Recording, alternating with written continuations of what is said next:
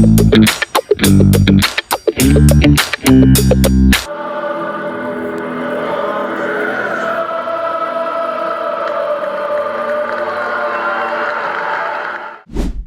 Arsenal have spent net 36 million on goalkeepers under Mikel Arteta. Not outrageous money in today's market. But here's the real drama. 5 different keepers, constant turnover, and still zero certainty about who's truly number one. So today I want to ask the question, has Arteta finally solved the keeper puzzle, or are we still guessing? Welcome to Gooner Pavilion. This is your host, Eddie. And before we get into this, please hit that like and subscribe button. And don't forget to share this with all your friends. Okay, let's look at title winning sides. Liverpool, City, Real Madrid. They don't change goalkeepers every season. They lock in their man and build around them. But at Arsenal, the goalkeeper spot has been a revolving door under Arteta. And it's left fans anxious. I don't know about you, because for 5 years, we've been searching for security between the posts. So let's track how we got here and whether Kepa's arrival finally means this story is over or if we're right back at square one. So let's start with Emmy Martinez, academy hero, loved by a lot of Arsenal fans, literally saved Arsenal during the post-lockdown era. Then was sold to Aston Villa in 2020 for 17 million. That's not even up to the amount of money that we've bought goalkeepers in the last couple of years. And you could argue he was probably the best of the lot because he went and won the Copa America and also a World Cup. No big deal, right? Then there was Bernd Leno. Cost 22 million back in 2018. Solid, dependable, but pushed out after Arteta's first full season. Sold to Fulham for just 3 million. So maybe that's not necessarily a Arteta signing, but he left Arsenal in the Arteta era. Then big money signing Aaron Ramsdale, signed for 24 million from Sheffield United. Called hero, brilliant at shot stopping. He definitely was. Loads and loads of charisma. Always, everyone loved him. But then 2 seasons ago, benched, and then ultimately sold off. And then we brought in David Raya.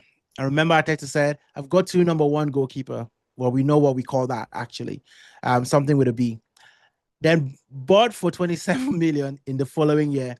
Now, I know that a lot of people have very strong opinions when it comes to Raya. And I've had lots of debates on this. He's got 2 golden gloves. Got to give him that, and congratulations to him. But why are we still arguing whether he's Arsenal's long-term answer? I don't see a lot of fans arguing about Ederson or about Allison in Liverpool. And now we've got Kepa arriving for Chelsea for 5 million. He was once the world's most expensive keeper, now a bargain buy. So easy, genuine competition for Raya or just another short-term fix. So if you look at all of that, put all that tally together, Arteta spent about 56 million on goalkeepers, and we recouped about 20 million. Net spend, let's call it 36 million, right? Not outrageous, but for me, I think the real cost has been uncertainty and maybe a few gray hairs for Arteta along the way. Because for me, this isn't about cash. It's really about identity. And as fans, we really don't care about the money because, hey, it's not our money, so to speak. We invest in the club, I buy merchandise, going to watch the games and all of that. But ultimately, we're trusting the club to do what is right with money. But for fans, it's about, do we have the quality players? Can we compete? Can we actually get the big trophies? And if you look at our rivals, Liverpool, they've got Allison locked in. And you could argue that Allison has been responsible for at least, I would say, maybe 8 to 10 points in the season. You could argue that he's won Liverpool 8 to 10 points. Ederson has done the same in Manchester City. And even if you go outside and look at the likes of Courtois, what he's done for Real Madrid, you could argue that he's actually taken them to the Champions League final. And even just recent memory, let's just look at Donnarumma in PSG. He was the reason why PSG got to the final, because he was absolutely immense against Arsenal. So I'm not just having a go with Raya. It's about, is he the keeper that is going to allow us to compete at the highest level? And at the highest level here, we're talking about Premier League, we're talking about Champions League. I want to know your thoughts as well. Are you completely locked in on David Raya? So the club plan for years, Arsenal has felt reactive, at least in my view. We seem to be buying time instead of buying certainty in that goalkeeper spot. Is Raya elite? Statistically, he's strong, right? Great distribution, calm under pressure. Mm, I don't know. But is he Allison or Ederson level? Let's be honest. I wouldn't say so. I wouldn't say he is. And people might say, do we actually need that? But well, let's just look at what those clubs have done. And I think that's the real debate here.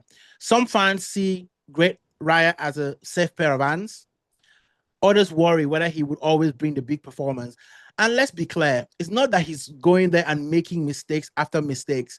And that's why it's very difficult to look at Raya and really, really be objective about him, because he's not making tons of errors, but he's also not making those decisive moments in games that you can look back a bit like Donnarumma and say, actually, that game, we would have lost it if not for David Raya. So Kepa is here, a talented keeper with a roller coaster past.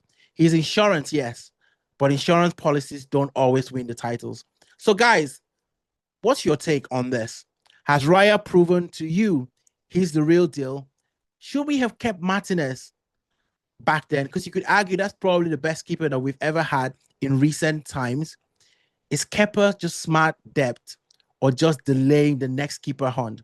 I want you guys to drop your comments as well. Hit me up, let me know. Because I feel like this question about the goalkeeper is not answered. And I know that we're focusing on striker, but maybe we also need to answer the question about who is Arsenal #1 goalkeeper. Well, that's for me on this reality check on the Gooner Pavilion. Don't forget to like, subscribe, and stay tuned as we look into Arsenal's transfer business.